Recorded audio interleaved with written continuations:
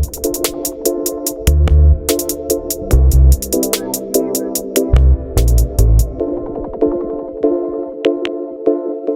right, welcome to this week's episode of the Fantasy Fanatics Podcast. I'm your host once again, James, and I'm joined once again by Nate. What's up, man? So, All right, and for this week, we're going to be combining all of the podcasts into one. We'll see whether it's a regular thing going forward. I know that this is definitely something we've done before. We've got NBA, we've got NFL, and we've got NHL all wrapped up into one. We're definitely going to talk about each thing. I guess we'll start with the NBA playoffs, and we'll start with the play-in. Things have been getting really exciting so far. To start, we'll look at some of the results from Tuesday. The first play-in for the 7th seed, the Brooklyn Nets beat the Cleveland Cavaliers 115-108. I was looking at part of this game. It looked like Brooklyn, like they were leading by I think at least 14 at a time. Then Cleveland was actually able to bring it back. I guess just give me your thoughts on this game about what you saw, and I guess it was a great win for Brooklyn in my opinion, but I guess what are your thoughts? I think it was a great win for Brooklyn. I'm guessing that for Cleveland, they probably were hoped to win, but Brooklyn's a really good team. They have a lot of good players. It could have gone a lot worse, but I think it's impressive that the Cavaliers were able to kind of keep it this close without Jared Allen. Yeah, for sure. Brooklyn, they dominated. I think Kevin Durant and Kyrie combined had almost 60 points, which was pretty insane. They were just able to get things done. Obviously, they'll move into the 7th position. I believe they'll be facing Boston. We'll definitely take a look at the bracket in a sec.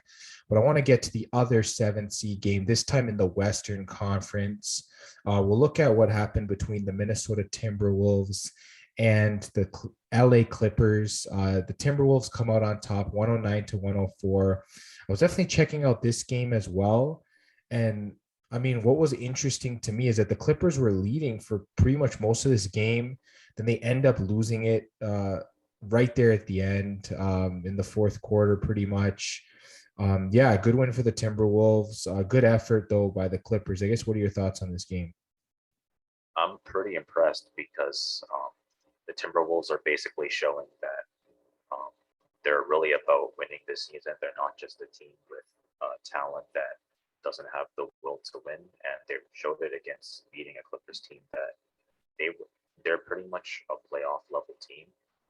Obviously, it doesn't look like they had Kawhi, but they were still relatively healthy. Norman Powell was back, Paul George is back.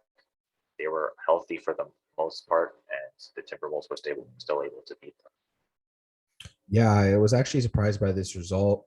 I thought that the Clippers, they've been so hot ever since Paul George has come back. I thought for sure they would, be able to get the win here. Obviously, that doesn't happen. So they will have to play in the 8th place game to get the 8th seed against whoever wins the 9th seed game. So that's definitely going to be interesting. We'll get to the 9th seed games right now. Both games are currently still going on as we're recording.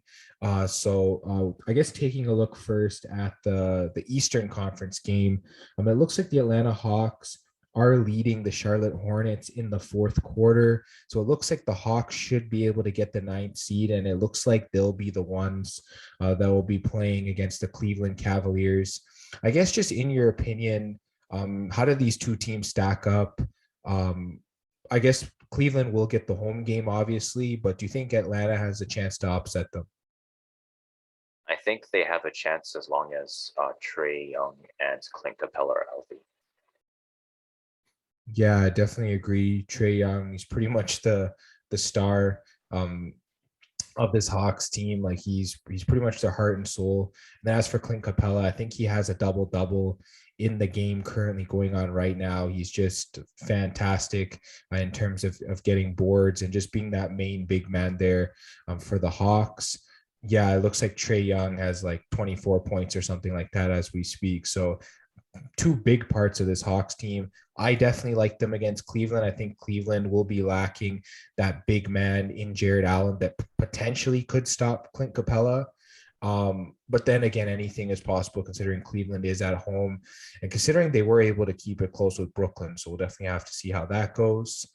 The other ninth place game is just getting underway between the San Antonio Spurs and the New Orleans Pelicans. The winner of that game obviously will face the LA Clippers. I guess, in my opinion, I think the Clippers can be either of those two teams. Even as a Spurs fan, I think if the Spurs do get past the Pelicans, they're going to have a tough time with the Clippers. I guess give me your thoughts on that potential matchup.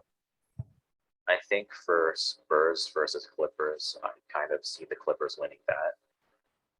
I think against the Pelicans, it's going to be a little bit more difficult to tell, especially, I guess, depending on the health of Brandon Ingram. I think if CJ McCollum, Brandon Ingram, and JV are all in, it's going to be a lot closer. Yeah, definitely. I just don't see the Clippers losing back-to-back games. Like, I feel like that this team is built to win in the playoffs. So I feel like that they should be able to get through, but we'll definitely have to see, I guess, who they face. And then, we'll see whether they're able to get through. I believe those two eighth place games will be played on Friday. So that'll definitely be something interesting to check out. I guess looking at the playoff bracket, as we speak, obviously the play-in isn't done, but we definitely want to get, our opinions out on the bracket before the actual series get underway. I guess we'll start in the Eastern Conference here. The Miami Heat against the winner of the eighth place game from Friday. How do you think any of these potential eighth place teams would stack up against Miami, whether it's going to be Cleveland or whether it's going to be Atlanta? I think kind of depends. I feel like the Heat should be able to beat both the Hawks and the Cavaliers. Especially the Cavaliers, they're not fully healthy. They're still a relatively strong team, but I think that the Heat should be able to match up with them, especially without Jared Allen. For the Hawks, I think it could be a little bit closer and might go to 6 games against the Hawks. I think with the Cavs, it could be like maybe a 5 or 6 game win for the Heat, depending on how far the Cavs decide to push the Heat. Yeah, I mean, the Heat could maybe push it to 4 games against Cleveland, like especially if everyone's on the court for Miami. If they have like a fully healthy team. Cleveland, I just really don't know how they're going to be able to keep up with all the talent Miami has. I think people are underrating Miami a lot this year. I definitely think they have a really solid squad. I also agree with you against the Hawks. It might be closer, like 5 or 6 game series. It could push 7 depending on how hot a guy like Trae Young gets, because we have seen him in the playoffs and we saw the Hawks go on that surprise run last year. So definitely be interesting to see. Then we got Boston against Brooklyn. I know a lot of people are picking the upset for this series. I don't know. What are your thoughts on, I guess, the series in general? Which way do you see it going? And I guess potentially how many games? I think the series can go either way. Obviously, the Nets are a really talented team, and they might be the best 7th seed that we've seen in a long time, especially considering it's a 7th seed with Kevin Durant and Kyrie Irving on it. So there's definitely the potential for an upset. That being said, the Celtics are a really good team themselves. They have Jason Tatum, they have Jaylen Brown. Marcus Smart is a great defender, and they play really good offense. They play really good defense. They can push the pace.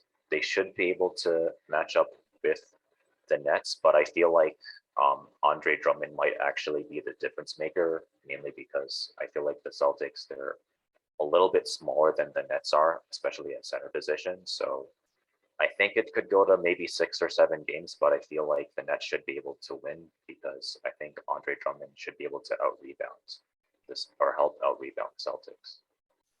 Yeah, definitely 6 or 7 games, 100%. I think that both teams will get their chance at victories.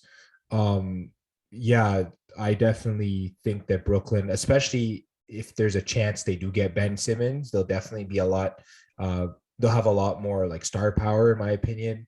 Especially like a lockdown defender like Ben Simmons would be like crucial on a guy like either Jaylen Brown or Jason Tatum. So, but yeah, I guess we can't sleep on Marcus Smart either. He's one of the better defenders in the league as well. So, yeah, both sides, they can play defense, they can score. The first game, Boston is favored by 4.5. I just might go with Brooklyn there, being the underdog, considering, yeah, they're good enough to beat them straight up. I guess, what are your thoughts? Yeah, I mean, honestly, you could probably see Brooklyn win this. They have the talent. I believe that they should have the coaching. So I think they could actually start off on the right foot. Yeah, we'll definitely have to see who's going to win that series. I don't have a prediction as of right now. Maybe I lean Boston just because we haven't gotten the confirmation of Ben Simmons, getting into the lineup yet. So I think that Boston might have a chance considering how hot they've been. And considering, yeah, Brooklyn, they still have some holes that they need to solidify. I guess hopefully getting Ben Simmons will sort of help them with that. But we'll get to the next series now. It's the 3-6 series, the Milwaukee Bucks against the Chicago Bulls. Yeah, though considering the way the Bulls have been playing, I think this series could get ugly. It might be like a 4 or 5 game series win for the Bucks. I don't know. Do you give the Bulls any chance here? And if you do, I guess how many games? It's hard to kind of justify the Bulls, honestly, winning this series based on how we've seen them play. I'd like to see the Bulls go on a run, but again, Lonzo Ball's been out for like a large portion of the season by now. I don't think any teams had an answer for stopping Giannis. He just kind of goes to the basket at will for the most part. So um, I feel like the Bucks should be able to win this. I think I'll say 6 games mainly because the Bulls are good, but honestly, I think this season they're a little bit too dependent on Levine, DeRozan, and Vucevic right now. Yeah, I think for me, even giving the Bulls a game right now is very tough. They probably will get one considering they do have the talent. DeRozan can pretty much go off at any time. So I might say like Bucks in a 5, something like that. I know the first game, the Bucks are at home. They're favored by 10. I'm just pretty tempted to take the Bulls at that point, considering 10 points is a lot for a playoff game. I guess, what are your thoughts? Yeah, I feel like the Bulls, they're not just going to kind of lie down. Again, they do have the talent. It's just that would they be able to win a 7 game series? I don't think so, but I feel like um, the Bucks beating the Bulls by 10 is kind of a lot. So I'll go with the Bulls. Yeah, for sure. And let's get to the 4-5 matchup. It is the Philadelphia 76ers against the Toronto Raptors. This is definitely a series where I could see Toronto upsetting, considering how well they've played against Philly to close out the season. I don't know. I think it's been like 3 straight games or something like that. They've beaten Philly.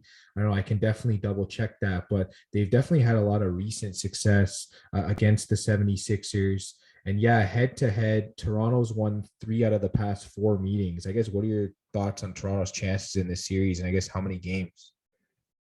I mean, I guess they do say that playoffs and the regular season, they don't always correlate with each other, but it's good to know that even with the addition of James Harden, that the Raptors can keep up with the 76ers. And the Raptors, they're a little bit small at center. I feel like the players, they're more like power forwards playing at the center position, but I guess as a team, they're so good at defense that they manage to kind of slow the other teams down. So I feel like this could be another close game. So I feel like if the Raptors win, it might end up going to 7 games. I think if the 76ers win, it'll probably go down to like maybe 6. Yeah, for sure. I probably think the same thing. Raptors will probably have to win it in 6 or 7. If they're up in the series, I think they definitely close it out at 6, being at home for that game. But yeah, it'll definitely be interesting for sure. And yeah, the Raptors are underdogs heading into game 1. Philly's favored by 4.5 points. In those 4 games stretch that Toronto had against the Sixers recently, where they won 3 out of 4, they covered the spread every single game.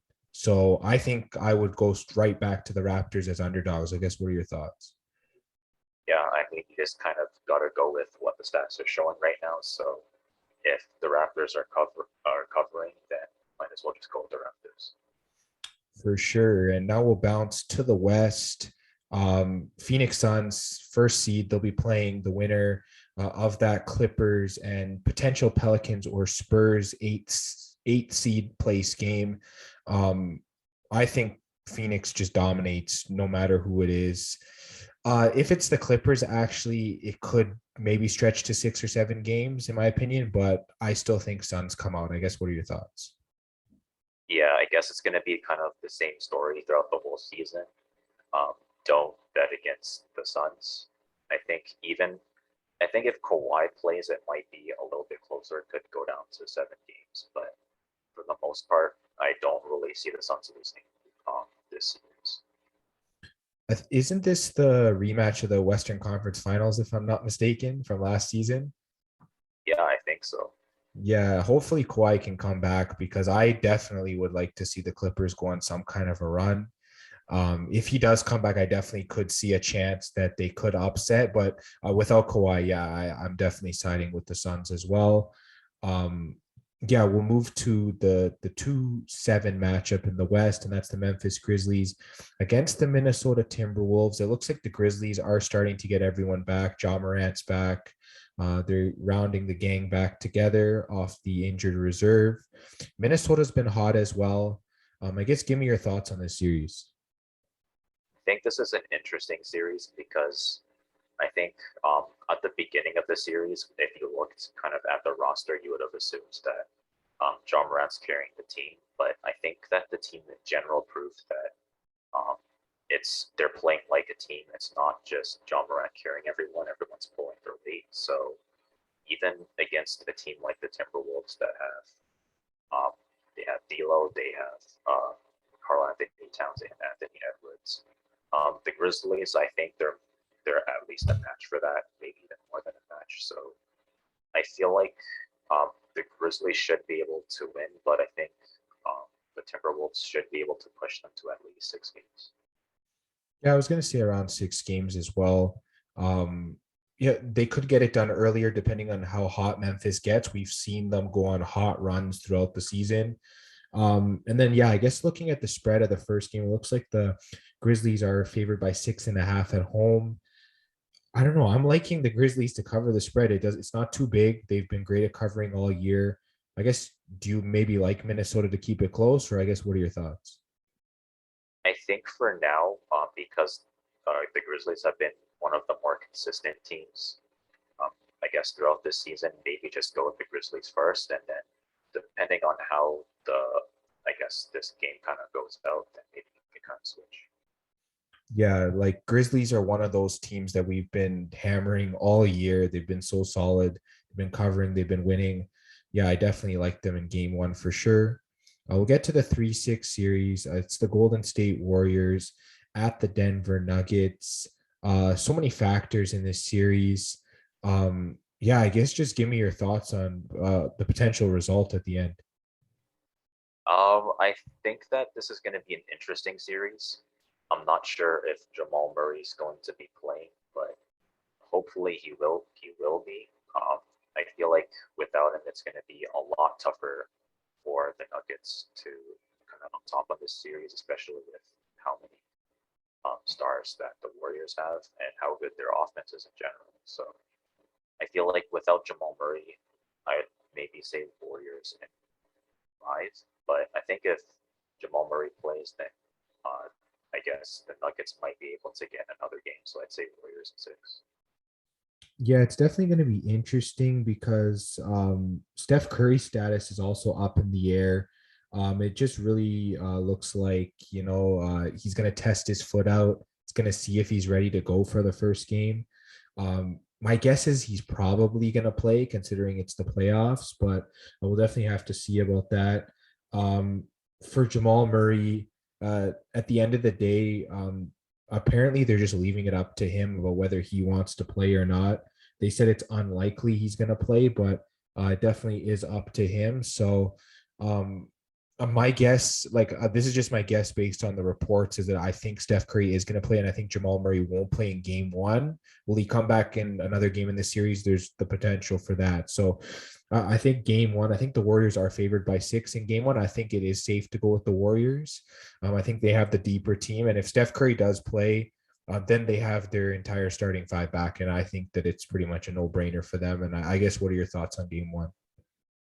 Yeah, I think I'd go with the Warriors in game one as well, even with Jokic playing like an MVP and orchestrating the offense the way he does. I think the Warriors still should be able to pull it. Yeah, this series will be tough for the Warriors, though. The Nuggets will definitely win games. It should be like around a 6 game series, in my opinion, or so. But I definitely like Golden State for sure. Moving to the 4-5 series, we got Dallas against the Utah Jazz. I guess break down this series. I guess who do you give the edge to? I guess how many games do you think it'll go? This is kind of an interesting series because on paper Dallas is weaker without Porzingis, but they've actually been playing better. So it's kind of hard to gauge exactly how well the Mavericks are gonna do. And I feel like for the Jazz, it's kind of like um, a prove it year, if that makes sense, because they gotta show that they're not just a regular season team, but they can win in the playoffs as well.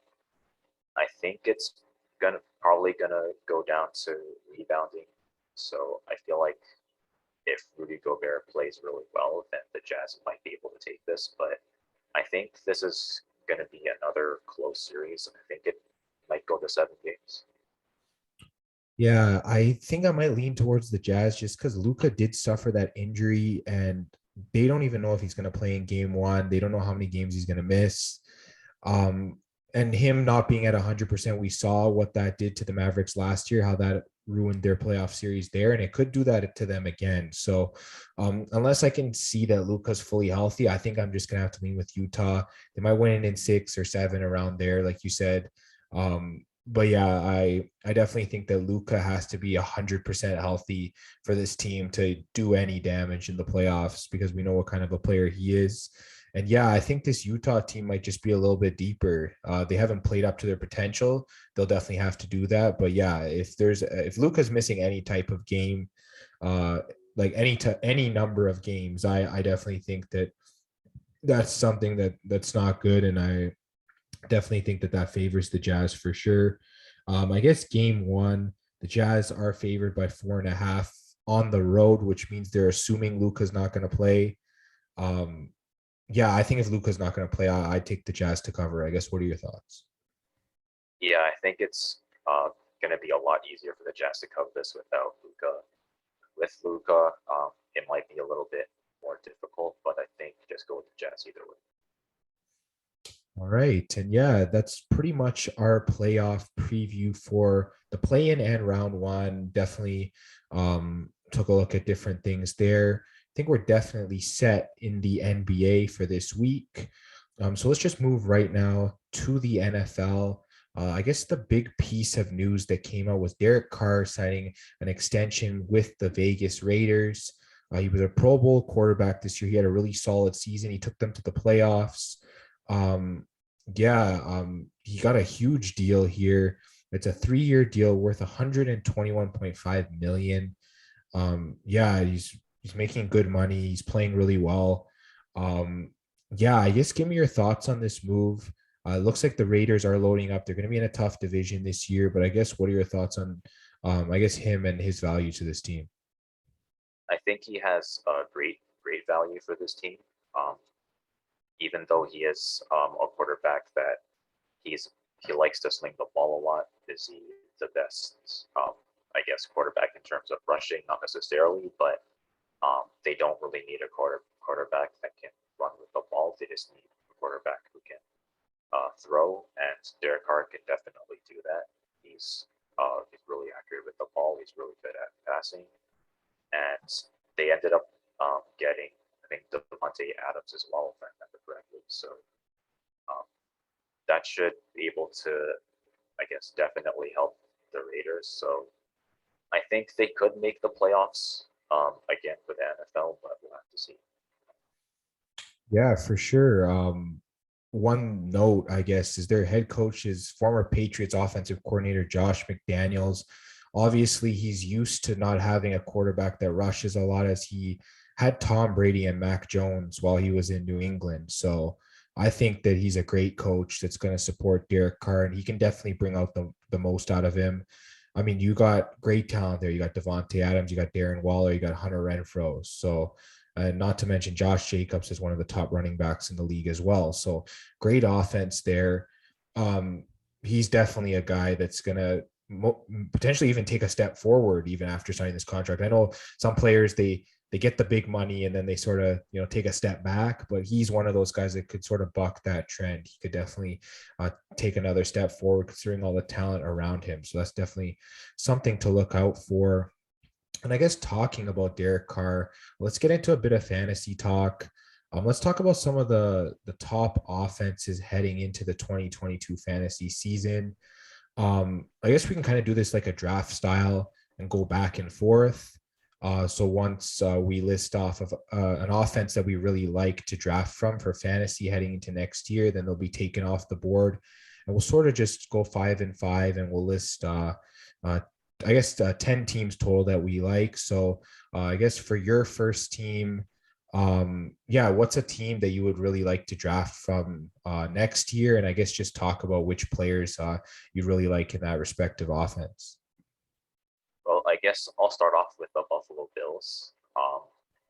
They have a really good offense overall, especially when it comes to passing. So obviously, Josh Allen, he's really good at rushing and he's really good at passing as a quarterback. So in fantasy, that's pretty important. You'd want a quarterback that can kind of do a little bit of both. In terms of receiving, they have Stephon Diggs, they have Dawson Knox. So there's definitely a lot of talent in terms of receiving. In terms of their running backs, they're a little bit weaker in that, but I think for the most part, you can definitely take a look at the Bills. Yeah, for sure. Near the end of the year, Devin Singletary definitely came on the scene a little bit, so he definitely has the chance to be pretty decent for them next year. Obviously, Gabriel Davis, he's sort of ascending as a sort of a wide receiver too for Stephon Diggs, and then obviously they brought in Jamison Crowder as well, so definitely some good options there. I definitely agree with that.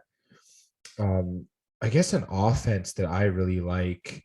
I know I definitely don't want to do this, but yeah, we just talked about the Las Vegas Raiders. I think I might go with them as my first pick. I think that yeah, they're definitely really solid in terms of their offense. Like we talked about it, Derek Carr, quarterback. For fantasy, I know he's not like the top level quarterback because he doesn't rush, but I mean, he's a great guy that you can get, if you sort of punt quarterback early and you grab a late starter, or you want like a like two mid-round quarterbacks, and then he can sort of be like that high-end backup for you.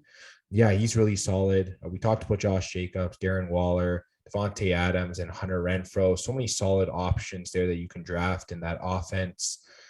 I mean, yeah, like I definitely like this team. I definitely think that they're going to be a great offense heading into next year.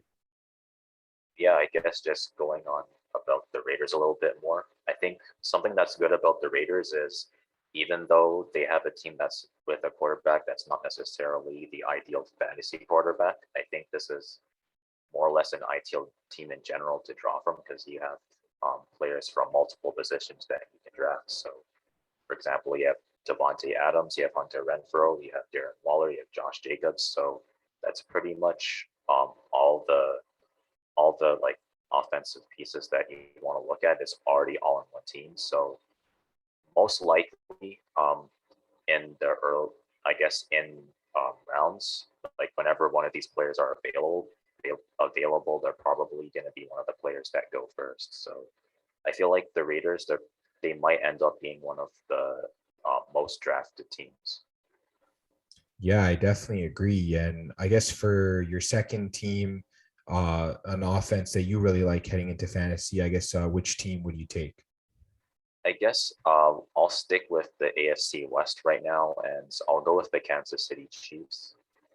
Just as an offense, they've been good for almost every year.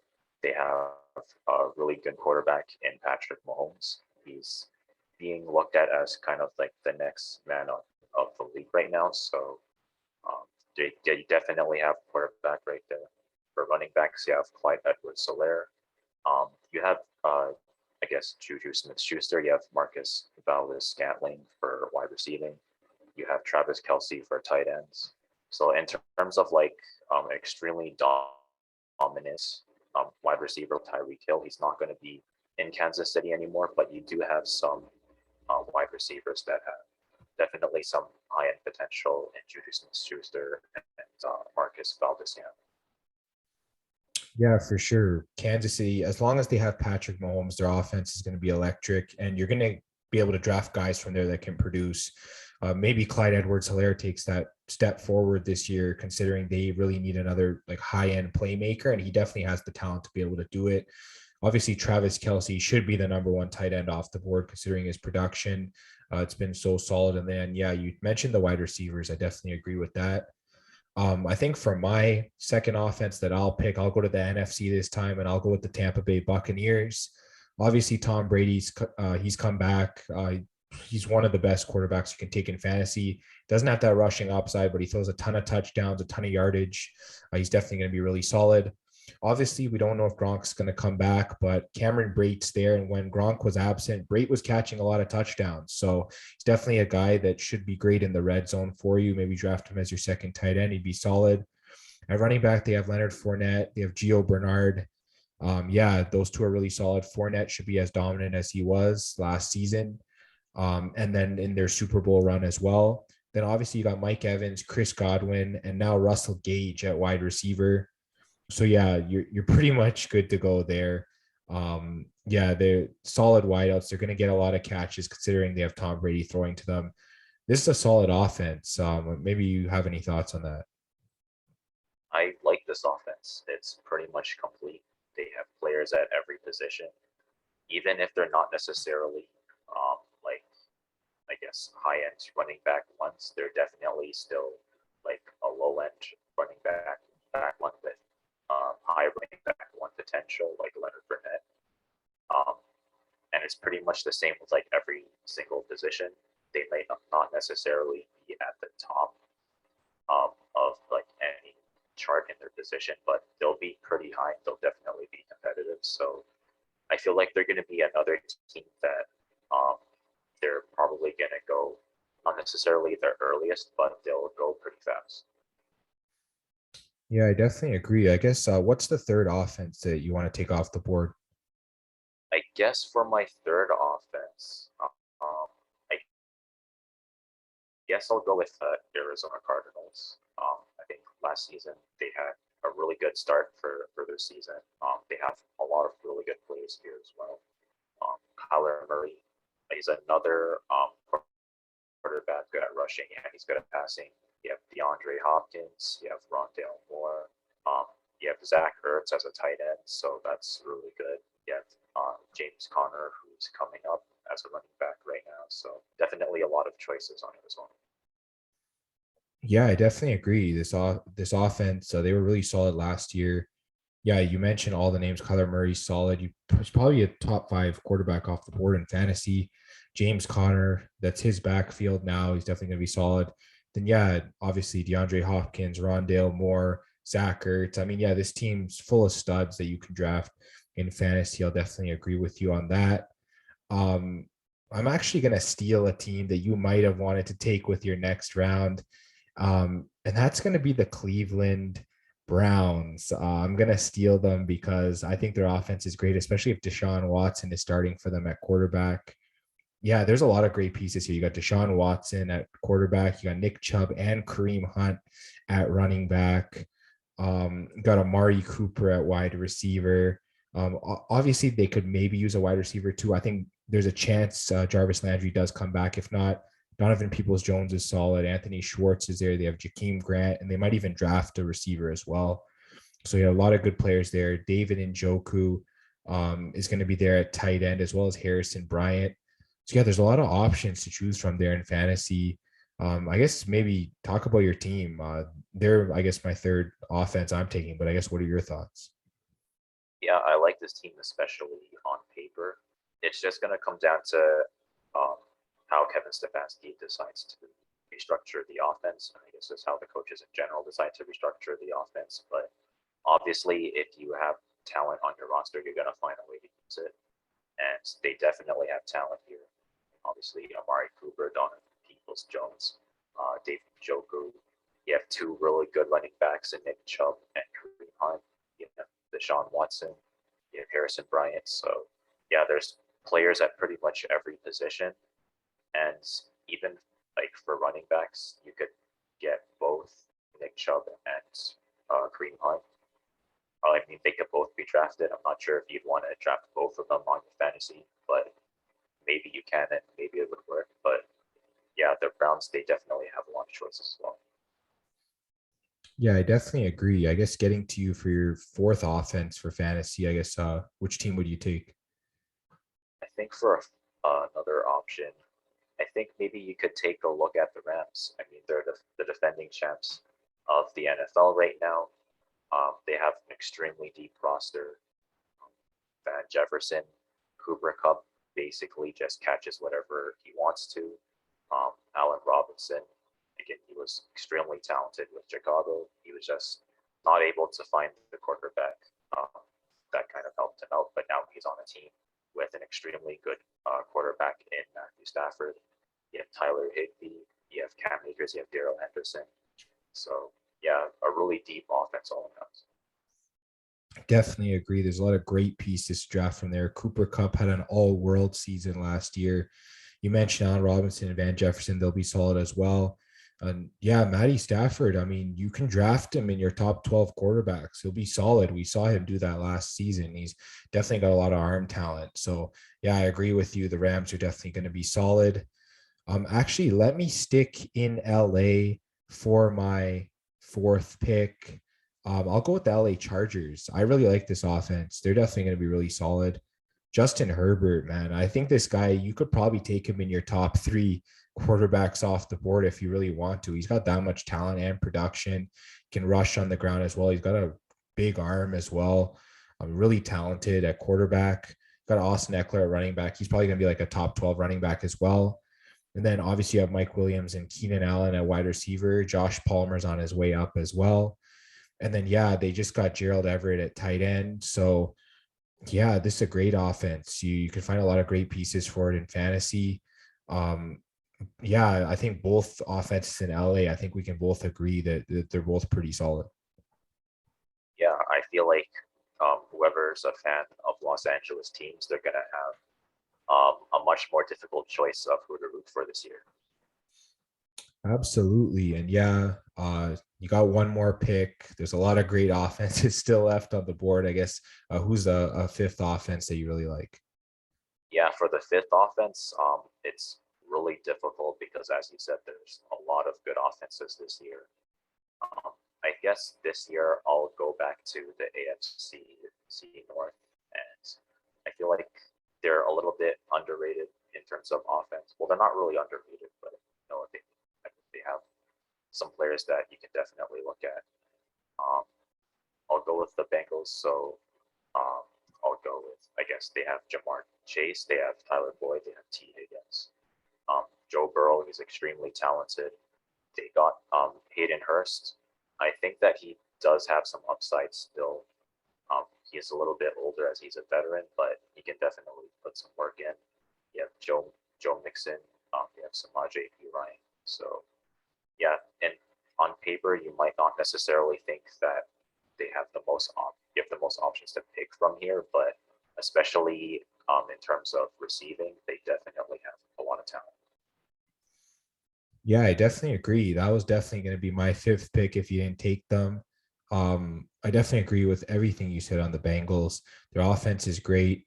It seems like there's a lot of great offenses in the AFC. We seem to keep going back to them. A lot of great offenses. And you know what? I was down between two offenses. There's one AFC team I have here and one NFC team.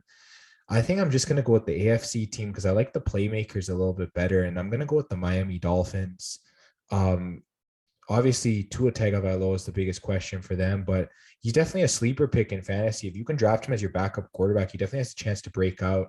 He's got the legs to do it. And yeah, he's got an accurate arm. So there's no reason why he can't break out, especially considering the talent around him. Tyreek Hill and Jalen Waddle at wide receiver. That's two of the fastest receivers in the NFL, in my opinion. And you got them both on the same team.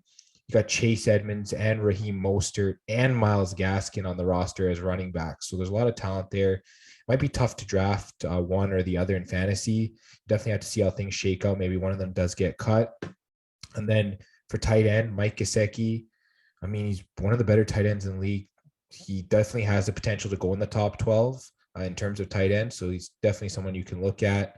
But yeah, I guess give me your thoughts on the Dolphins. I really like this team. I was actually thinking about, should I pick the Bengals as my fifth team, or should I pick the Dolphins as my fifth team?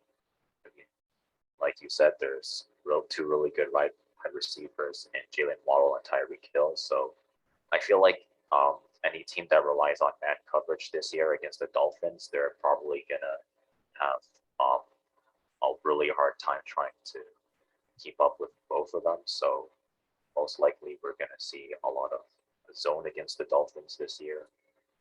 Mike Gesicki is a great tight end. I think he's a top 12 tight end in my opinion. You have Chase Edmonds, you have Raheem Mostert, Tua Tagovailoa.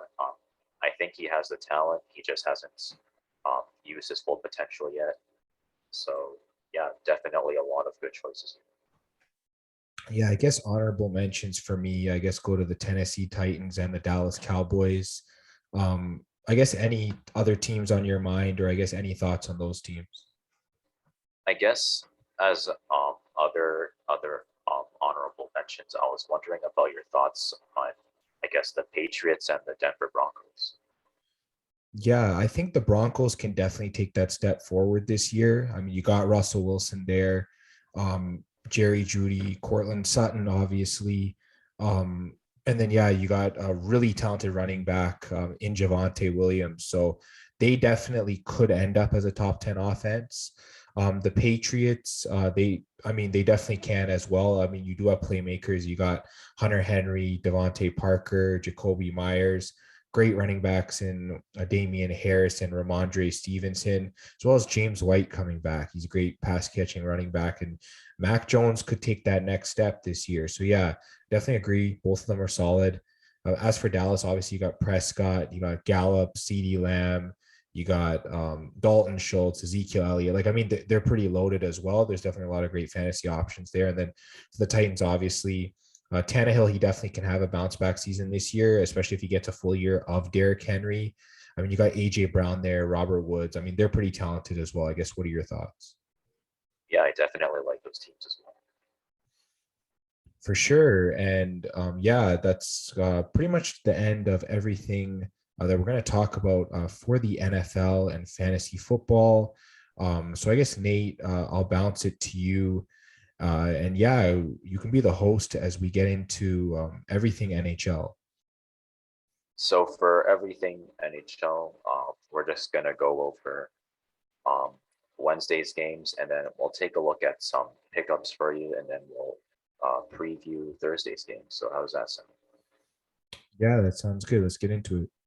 All right. So we'll start off with the New York Rangers versus the Philadelphia Flyers. Really good game by the Rangers. They got a 4-goal shutout. Capo Caco in the first period for the Rangers. Capo Caco with another goal in the second period, with Artemi Panarin with a goal of his own. And Andrew Copp finished off the third period with a goal of his own. What are your thoughts on this game? Yeah, definitely a solid game for the Rangers. They had a tough loss the night before against Carolina. They're trying to catch Carolina for the division late in the season. That kind of derailed it, but they get back on track in this game, beating a team like Philly that they definitely need to beat. So yeah, really solid win for the Rangers overall. And then yeah, as for the Flyers, they're just playing out the remaining part of the season.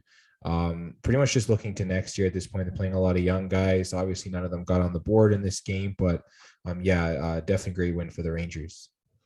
For sure. And I guess moving on to the next game, we have Columbus getting um, a win against the Canadiens 5-1. So good job by Columbus. We have Jack Roslovic in the first period and in the second period as well, with Patrick Elaine getting a goal in the second period. And Ryan Poling was able to get a goal from Montreal, which is the only goal of the game for them. And in the third period, we have Paul Sillinger and Emil Bemstrom for Columbus. So what are your thoughts on this game? Yeah, dominant game by Columbus. They get back-to-back wins here, as they did win on Tuesday night as well. Obviously, they can't make the playoffs, but it's great to see them now 2 games above 500. Columbus has started to turn things around. Definitely have a lot to look forward to for next year. A lot of great young players scoring this game. Roslovic, Laine, Sillinger, Benstrom, really solid. And then as for Montreal, yeah, they've struggled all year. It's just another example. They definitely really need to hit the reset button heading into next season. Yeah, for sure.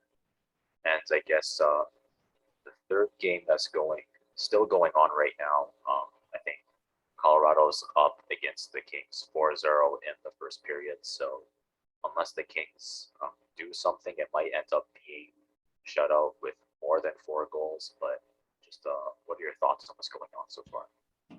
Yeah, Nick Obe-Kubel has 2 goals for Colorado. Valerie Nichushkin has 1, and Nathan McKinnon has 1. I think all of these goals came in the first 10 minutes of the period, which is pretty insane. Colorado just pretty much got on the right foot, and they haven't looked back. So, yeah, definitely solid win. I'm calling it a solid win, even though the game's not even done. But yeah, a solid effort for the Avs in the first period. As for the Kings, yeah, this is interesting for the Kings. Definitely want to talk about sort of the Western Conference, I guess, playoff race, considering that the Kings have really struggled. They've only won 4 out of their last 10, and they could drop out of a playoff spot. They're at 88 points, and Vegas is at 85. So, and I think Vegas after today, Vegas would have 2 games in hand. So if the Kings don't win this, 2 games in hand, if Vegas gets those 2 wins, they would take out the LA Kings playoff spot potentially. So Kings, I know they've had a lot of injuries, but they definitely have to turn things around, or else, yeah, this could really be a fall for them. I mean, they were like, what, second place a month ago, and they were challenging Calgary potentially for first place, and then now they just kept falling and falling. So yeah, not really good to see for this Kings team. Their schedule does get a bit easier, so hopefully they can turn things around. Yeah, I guess with an easier schedule, hopefully they'll be able to kind of pull ahead of Vegas. But it'd be a shame just to see them fall out of the playoff race right from being second. So hopefully they're able to turn things around sooner rather than later. And I think that about finishes the recap for this week. So we'll move on to pickups. So starting with forwards. All right, let's get to the pickups for the fantasy playoffs. If you made it this far in your fantasy playoffs, you have a chance to go to the finals this coming week. So you definitely want to add these guys up, especially if you need late pickups in the week. So for forwards, I'll start with Jack Roslovic. He's been insane. We talked about his 2 goals in the game against Montreal Wednesday night. Then he had 3 goals against Detroit the previous game before that. So I mean, yeah, like he's just been on fire. 5 goals in 2 games. He's a total of 6 points. He's a +6 in those 2 games. He's a total of 11 shots and 1 hit in those 2 games. So Roslovic is on fire. Just ride this guy and his points and his goals. He's a 6% rostered player. So he's playing out of his mind right now. Center right wing eligible. Yeah, he's so solid. Nothing else I can say. Deep league, shallow league. If you need a guy, definitely go at him. I've got Victor Olofsson from the Buffalo Sabres. I know I talked about him last week. His roster percentage has gone up. He's not around 10% rostered anymore. He's over 15% rostered now. So people are adding this guy. I think I talked about that goal streak he had in the last episode. Yeah, I think his last game he even had 2 points as well. He was a +1, and then he also had power play points and a shot. He's been consistently getting a power play point every other game. Power play points can sometimes be tough to come by, so especially from guys that you find on the waiver, considering most guys that are on their team's power play are normally picked up already. So yeah, definitely go grab Victor Olofsson. He gets a lot of shots also. Like there's some games where he'll have over 5 shots. So he's definitely solid there. He plays both wing spots as well. And then I guess another guy you can add is Ivan Barbashev of the St. Louis Blues, tri-eligible. He is just under 50% rostered. Because of, I guess, his potential to get both shots and hits. There's games where he has both 3 or more shots and 3 or more hits. So he's really solid in that area. His plus minus is solid playing for St. Louis. And I guess prior to the Boston game that he last played, he had a pretty long point streak going. I think it was a 6 or 7 game point streak. So he's getting a lot of points as well. Definitely go take a look at Barbashev for forwards. Sure. And I guess for forwards that I think people can take a look at, I'll start with Ryan Johansson first. He's about 41% rostered right now. I think he was added +4% for the last day. Season, he has 23 goals, 34 assists. He's +3 with 107 shots, so really good all around.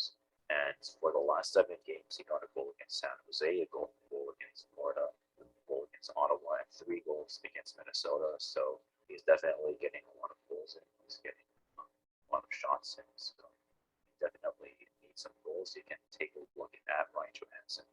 And I guess for my next forward, I'll talk about Nick Schmaltz a little bit. I think for the season, he has 23 goals, 29 assists. He's +2 with 102 shots.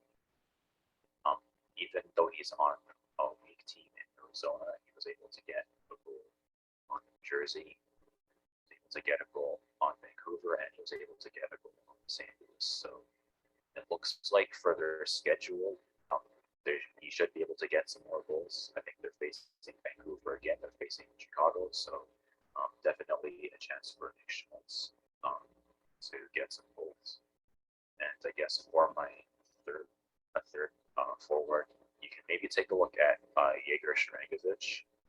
Again, he's on a weaker team in New Jersey, but for the season, he has 22 goals, 21 assists, 143 shots. His plus minus isn't the best, but I feel like his other stats should be able to make up for that. Against Arizona, he was able to get 2 goals, 1 assist. He was +3 with 3 shots. And in terms of their schedule, they're facing Seattle and they're facing Buffalo. So definitely some chances for Jaeger to shine a little bit. So that's about it for forwards. So we have for defense. Yeah, for defense, I'll start with Matthias Ekholm. He's around 40% roster for the Nashville Predators. And yeah, he's been pretty solid. Honestly, he's had, I think he had an assist in his last game. He was +1. And I think over his past 4 games, he's had an average of 3 shots per game. That's quite a bit for a defenseman. And he's had an average of 2 hits per game as well. So he's definitely contributing in a lot of categories. I think he had a 2 assist game as well a few games back. So yeah, assists, plus minus pretty decent as well. Shots and hits, definitely a guy you can add up for sure. He's only available in shallow leagues though. But I guess a guy that's a little deeper is Bowen Byram. He's around 20% roster from Colorado. And yeah, in this game, currently going on the 4-0 game we were talking about, he already has 2 assists and he's a +3. So great game for him. And then the previous games before that, the previous 3 before that, he only had 1 assist. He was +1, but he was definitely getting at least 1 shot per game and at least 2 hits per game, sometimes even 3 or 4. So Byram's definitely getting a lot of hits. So if you definitely need hits, and I guess that outburst of point total that he's having now, that could continue as well. So definitely go add him in leagues, whatever size. If you need defensemen, definitely go add him. So for my defenseman, I'll stay in Colorado for the first one. I'm going to recommend Erik Johnson. And for the season, he has 7 goals, 15 assists. He's +21 with 127 shots. in the goal against LA, he got. I mean, yeah, in one of the goals against LA, he got 1 assist. He's +2. He was able to get a shot. So he's pretty well-rounded for a defenseman. He's 31% rostered, so you can definitely pick him up for that. And for my next defenseman, I'll recommend Mike Matheson. He's 8% rostered, but he has 11 goals, 17 assists. He's +6 with 126 shots for the season. So should be available in most deep leagues. So if you're in a deep league, you definitely want to take a look at him. And for goalies, who do you have? Yeah, for goalies, I have Pavel Francouz again for the Colorado Avalanche. He is a backup. He's around 35% rostered. But that game where he was down, this team came back. He got the win. He's been getting a win pretty much every start. I don't know how many starts recently he's gotten wins, but it has to be in his last like 4 or 5 starts. He's had a win every time. Yeah, I think he even made 39 saves in that last game. Pretty insane. He's only going to get around 1 start a week, but you need that solid goalie effort of a start to sort of put you over the top. And if Francouz is pretty much guaranteed a win, you can't go wrong getting that 1 start out of him every week. So, no matter what size of league you have, he's definitely a solid pickup for sure. And I guess for another deep league pickup, you can maybe take a look at Scott Wedgwood. He's not really a starter. He doesn't really get the most starts, but he has 13 wins for the season. His goals against average is 3.1, but his save percentage is 91%, so that's really good. I think for the last 4 starts that he had, he ended up getting 3 wins. So when he's in the net, he looks like he's getting wins.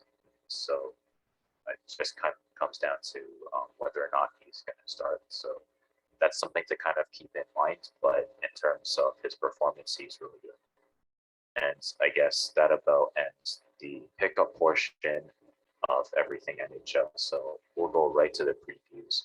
And we'll start off with the Ottawa Senators versus the Boston Bruins. And who do you think takes this game? Yeah, a huge Thursday slate here, a whole leap of games. Even though Boston, they've been missing some players, I think I definitely have to go with the Bruins here. I definitely think that they're the better team. I definitely think that, they should dominate at home pretty much. I know Ottawa has been better as of late, but I'd still definitely go with Boston here. All right. And moving on to St. Louis versus Buffalo. Who do you think takes that? Yeah, this game's interesting. Buffalo has been pretty decent, and they are at home. I think I'll still lean with St. Louis, considering how hot the Blues have been. They've won 8 out of their last 10, including 6 in a row. So, with how insane they're playing, I can't fade them at this point. All right. And moving on to Washington versus the Leafs. 2 really solid teams, but who do you think takes this? Yeah, I think you have to go Toronto at home here. They've definitely been the hotter team. I know they had that setback against Buffalo on Tuesday. Definitely looking for them to bounce back. They've won 7 out of their last 10. They've been really hot. Not that Washington isn't. They've won 4 in a row. So definitely going to be a huge clash there, but I definitely will side with Toronto. For sure. And moving on to Anaheim versus Tampa Bay, who do you think takes this? Yeah, no matter how much Tampa Bay has struggled in the past few games, I think you got to go with them here. I mean, Anaheim's definitely not a team that I would really expect to beat Tampa Bay, so got to go with the Lightning for sure. All right. And moving on to the Islanders versus the Penguins. Both teams have a 1-win streak so far. So who do you think takes this? Yeah, this is interesting looking at this game. The Islanders did get the win against Pittsburgh last game. I believe it was in overtime. So I think I would take Pittsburgh to sort of bounce back here. I know they have been hurt by the Evgeny Malkin suspension, but them being back at home definitely should give them a boost. And I think Tristan Jarry will be in the net this time most likely. So I definitely side with Pittsburgh for sure. All right. And moving on to Detroit versus Carolina. Do you think Carolina gets to keep their streak? Yeah, I think so. This should be a good win for them, in my opinion. Detroit has been better at home, and on the road, they just have not performed at the same level. Yeah, give me the Hurricanes. All right. And moving on to the Oilers versus the Predators. Who do you think takes this game? Yeah, the Oilers had been so hot until they lost that game to Minnesota. Nashville, they have been decent lately. They're definitely still trying to lock up their playoff spot. Um, I think the Oilers have a chance to win here. I might actually go with the Oilers. They've been really hot as of late. And yeah, apparently they're not the favorites here. So I'll definitely go with the Oilers. All right. And moving on to Minnesota versus Dallas. Both teams are hot right now, but who do you think takes this game? Yeah, both teams are hot. Oh, yeah, that's a tough one. Dallas is at home. I might lean with Minnesota just because I feel like they've been a bit hotter than Dallas, but I definitely think Dallas is good enough to pull this off. All right. And moving on to San Jose versus Chicago. Who do you think takes this game? Yeah, this is the tale of two slumping teams in the West that aren't going to make the playoffs. They've both won 2 out of their last 10 games. Honestly, flip a coin at this point. Might lean with the Sharks, but other than that, yeah, flip a coin. All right. And I guess moving on to a game you probably won't have to flip a coin on. We have New Jersey versus Colorado. They're currently in the process of burying the Kings. So are we going to see another burial this game? This is going to be Pavel Francouz's game for all the people that are going to pick him up. This is the game you pick him up, and maybe he has a chance. Well, he should be able to get the win and maybe a chance at a shutout. So yeah, Francouz has been winning almost every game. Yeah, give me Colorado. All right. And moving on to Vegas versus Calgary. Who do you think takes this game? Normally I would say Calgary, but Vegas is really trying to get into the playoffs. They got Mark Stone back. They've gotten a lot of their players back healthy. I definitely think with them being serious underdogs here, they definitely have a chance at an upset. Yeah, I think I might even take Vegas here. Sure. And moving on to Arizona versus Vancouver. Vancouver has a 4-1 streak right now. So are we going to see a 5-1 streak? Yeah, they beat Vegas the other day, even though they almost lost that game, considering they had a huge lead and they gave it up. But yeah, they're much better than this Coyotes team. So yeah, give me Vancouver. All right. And that's about it for the previous portion. So do you have any final thoughts? Yeah, honestly, NBA playoffs, they're going to be exciting. Um, we went through pretty much all of the preview for that. Definitely, I'm excited to see. I guess what's going on there. Yeah, every day almost there's gonna either be like a play in or like a playoff game. I think the current game going on, the Spurs and Pelicans, is pretty much tied at this point. It's really close, so definitely gonna be exciting to see who makes it out of that. Yeah, I definitely think that everything going on in the off season for the NFL as we approach the draft, that's been pretty exciting as well. And then in the NHL, I guess just getting to the playoffs, the final push of the regular season has been great as well. And I guess ending fantasy leagues as well, whether you're in the semifinals or you're on the way to the finals. Fantasy hockey's been great this year as well. For sure. And I guess for the NFL, I feel like the AFC, they've gotten really strong. And I feel like in terms of conferences, I feel like the AFC is probably going to be the conference where you can kind of pick a lot of players from. Yeah, I definitely agree. And some good teams are going to miss the playoffs in the AFC, that's for sure. Yeah, I think even like the AFC North, there's going to be some. I think even the AFC West, there's like teams where all of them are good. So it's going to be really unfortunate to see them not make the playoffs just because they're in a good division. But I guess that's just how it works out sometimes. Yeah, I definitely agree.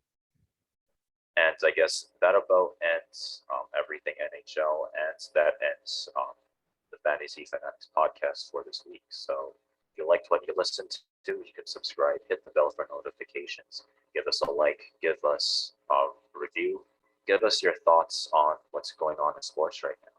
And if you liked what you listened to, you can follow us on Spotify. You can also follow us on Apple Music and Google Podcasts. And if you need some sports picks, follow us at FanFan Podcast on both Twitter and Instagram.